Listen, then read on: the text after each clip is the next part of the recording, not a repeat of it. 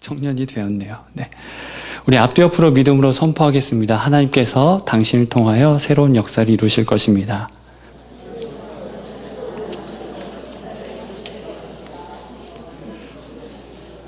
아멘입니다. 네.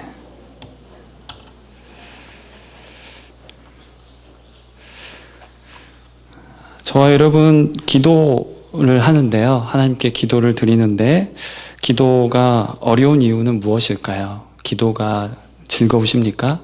기쁘십니까? 아니면 어려우십니까? 기도가 어려운 이유는 무엇일까요? 우리 중고등부 아이들을 한번 예로 들면요. 친구들끼리 이렇게 재미나게 이야기하다가도 야, 기도하자고 이렇게 하면 금세 이제 정적이 흐르죠. 첫 번째로는 어떻게 기도해야 좋을지 몰라 합니다. 두 번째로는 기도가 낯설어 그렇습니다. 낯설다. 예.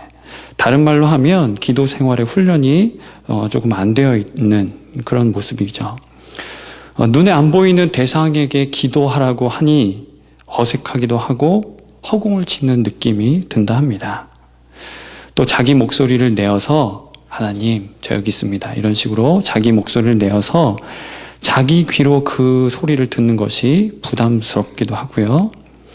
혹여나 용기 내어서 몇 마디 시도하면 지금 내가 뭐 하는 건가? 이런 뭐 하나 싶은 그런 마음이 찾아들기도 합니다. 기도하지 않아도 삶이 그럭저럭 돌아가죠. 필요성을 못 느낍니다. 그래서 세 번째, 믿음의 일과 연결이 되는데요. 하나님은 정말 살아계셔서 내 이야기를 들으시는가? 네, 여기까지 쭉 연결이 됩니다. 그래서 결론을 내면 이제 하나님으로부터 들려오는 소리가 없으니까 응답을 받지를 못하니까 응답이 없으니까 낙심이 되고 포기하게 됩니다. 함께 나눈 내용은 우리 아이들의 특성에 대한 내용이거나 그들만의 이야기가 아니죠. 그리스도인인 우리의 이야기입니다. 어떻게 생각하십니까? 우리가 하나님보다 말을 더 많이 하는 것 같은데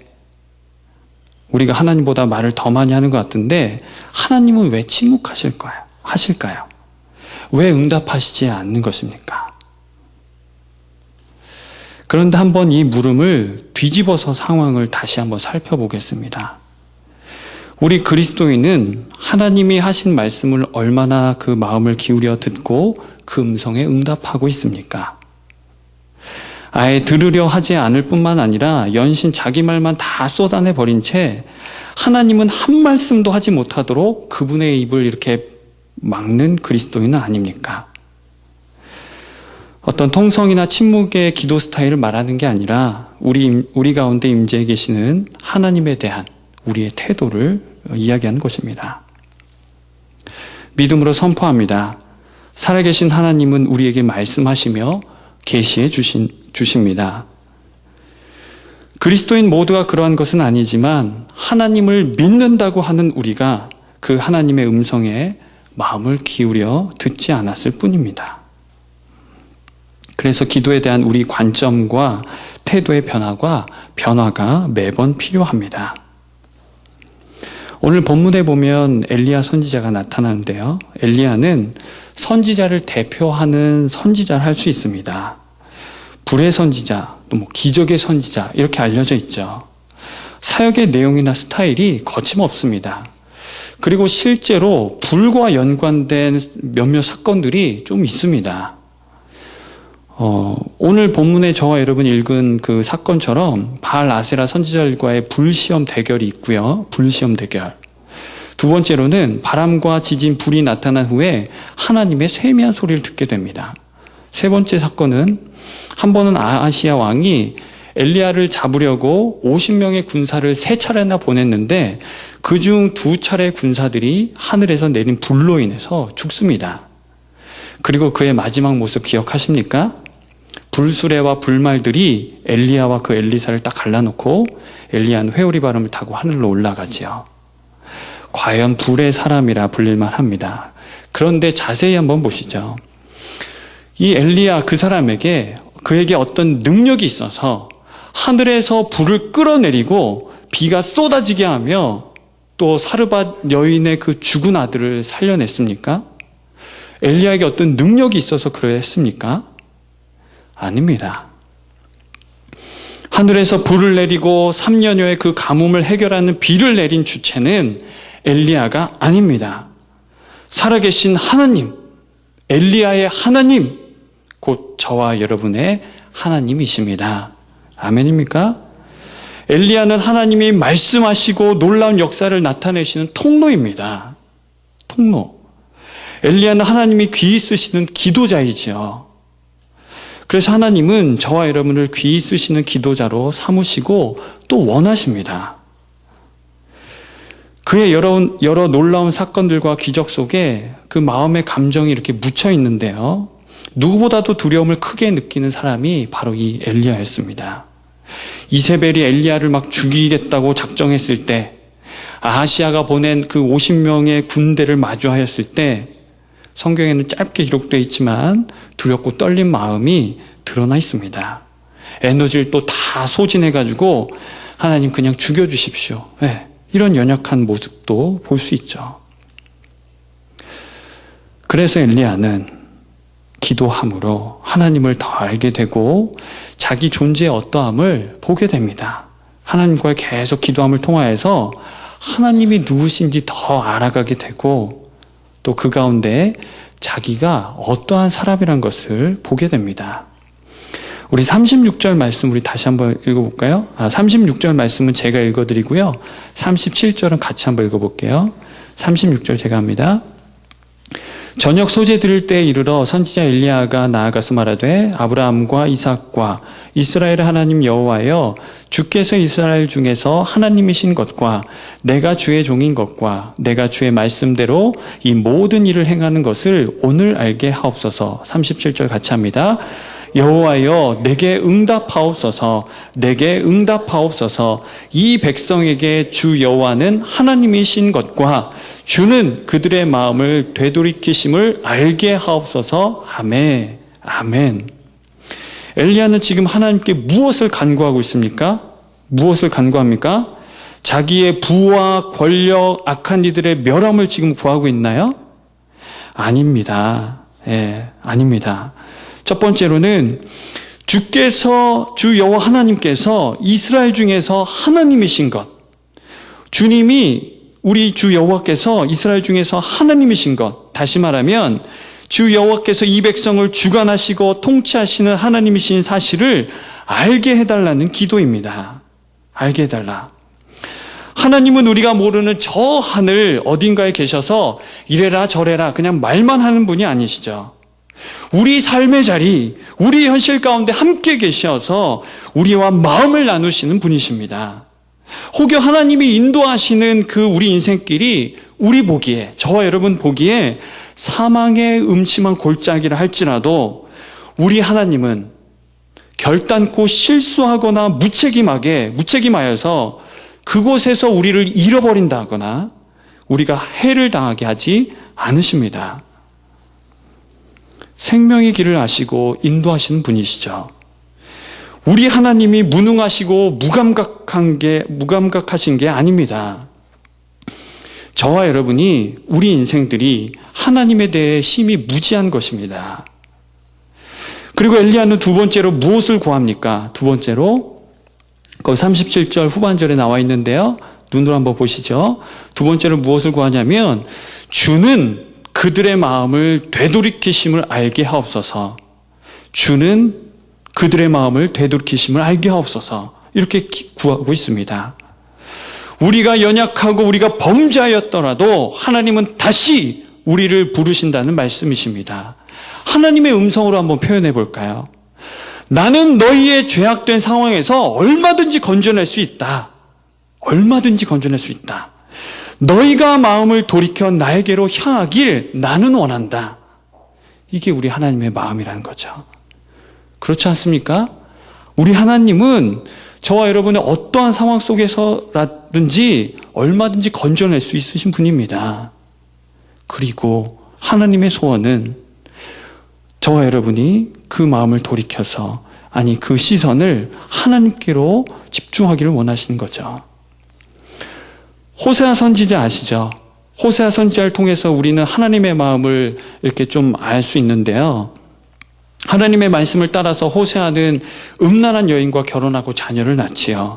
그런데 호세아 아내는 음란한 옛 과거의 삶으로 다시 돌아갑니다. 그 모습을 보신 하나님은 호세아에게 이렇게 말씀하시죠. 이스라엘 자손이 다른 신을 섬기고 건포도 과자를 즐길지라도 여호와가 그들을 사랑하나니 너는 또 가서 타인의 사랑을 받아 음녀가 된 그 여자를 사랑하라. 호세아 마음이 조금 많이 그랬을 것 같은데요. 여호와가 그들을 사랑하나니 너는 또 가서 타인의 사랑을 받아 음녀가 된 그 여자를 사랑하라. 하나님의 이스라엘 백성들을 향한, 하나님의 우리 인생을 향한, 저와 여러분을 향한 이 마음이 이렇습니다. 그래서 호세아는 그 말씀을 따라서 비싼 값을 치르고 그 여인을 다시 데려옵니다. 값을 치러 빼내오면 또 거기가 있고 건져내면 또 그 자리에 가 있는 우리 인생의 모습이 아닌지요. 그러나 하나님은 이러한 저와 여러분을 사랑하시고 절대 포기하지 않으십니다. 하나님께서는 우리로 하여금 그 마음을 하나님에게로 돌이키도록 우리를 끊임없이 부르십니다. 이방 제사장들이 자해를 하면서 오늘 그 불시험 대결이 그 저와 여러분이 읽은 본문 앞쪽에 나타나 있는데요.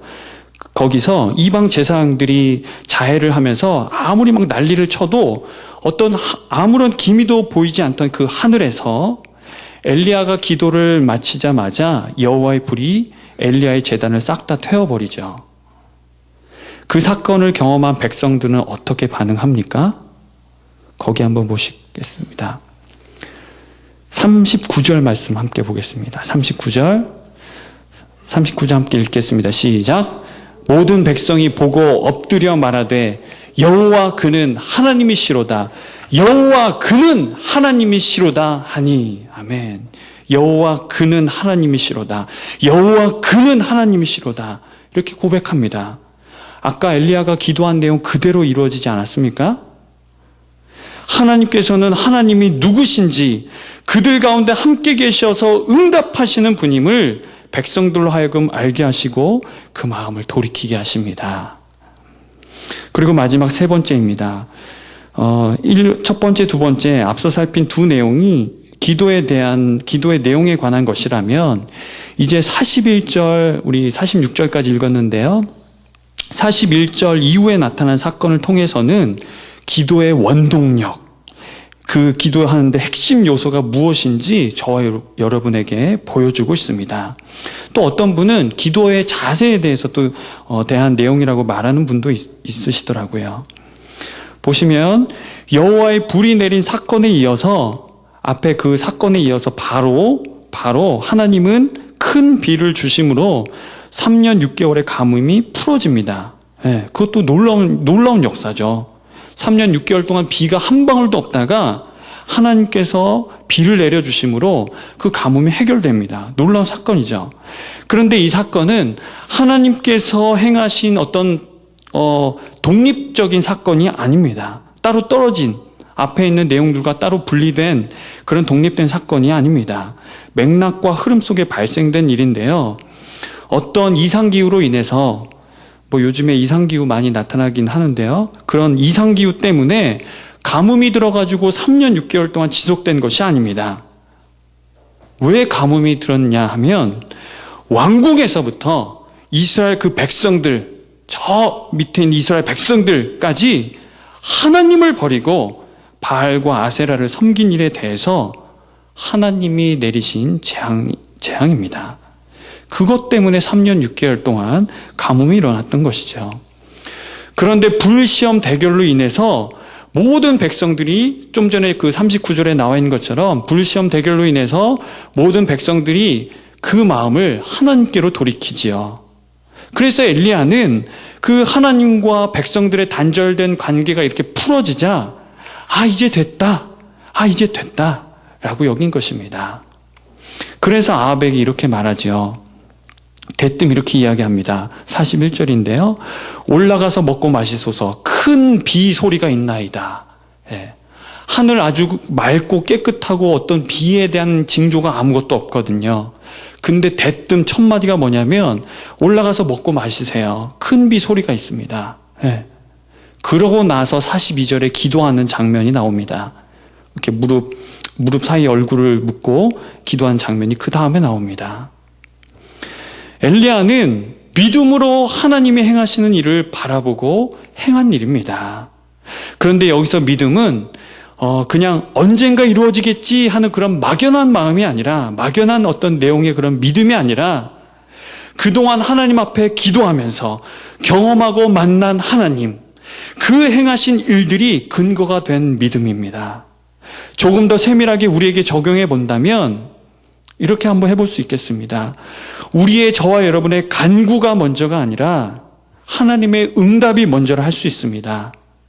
우리가 기도한 내용에 대해 하나님이 응답해 주심이 먼저가 아니라 하나님께서 하신 말씀에 대해 저와 여러분이 응답해야 합니다. 하나님의 응답이 먼저이고 그 내용을 근거로 우리는 간구해야 한다는 사실입니다. 하나님을 이용해서 우리의 생각과 뜻을 관철시키는 일은 기도가 아닙니다. 기도는 괴롭고 고통스러운 일이 아니라 신나고 행복한 일입니다. 정말 그러합니까? 하나님께서 행하시는 일들을 보게 되는데요, 신나지 않을 수 있을까요? 행복하지 않을 수 있을까요? 기도는 하나님께서 행하신 일에 우리를 참여하게 하시는 일입니다. 기도는 우리가 하나님이 나타내 보이시는 일을 목도하고 경험하는 일입니다. 성경은 반복하여서 우리 존재의 실체를 보여주고 있죠. 연약한 모습만을 확인시켜 주시는 게 아니라 본래 나의 자리로 돌아오라는 메시지를 계속해서 주십니다. 하나님의 자리를 마치 자기 자리인 양 버젓이 앉아서 하나님을 종부리듯이, 하나님을 종부리듯 하는 우리 자신을 기도함을 통해서 끌어내려야 됩니다. 거기서 내려오게 해야 됩니다. 하나님을 더 가까이 할수록 하나님을 알며 나의 나됨을 확인하고 회복할 수 있습니다. 또 하나님께서는 저와 여러분을 통하여서 오늘 엘리야가 그렇게 귀하게 쓰임받았던 것처럼 저와 여러분을 통하여서 하나님 아주 놀라운 역사를 이루어 주실 것입니다.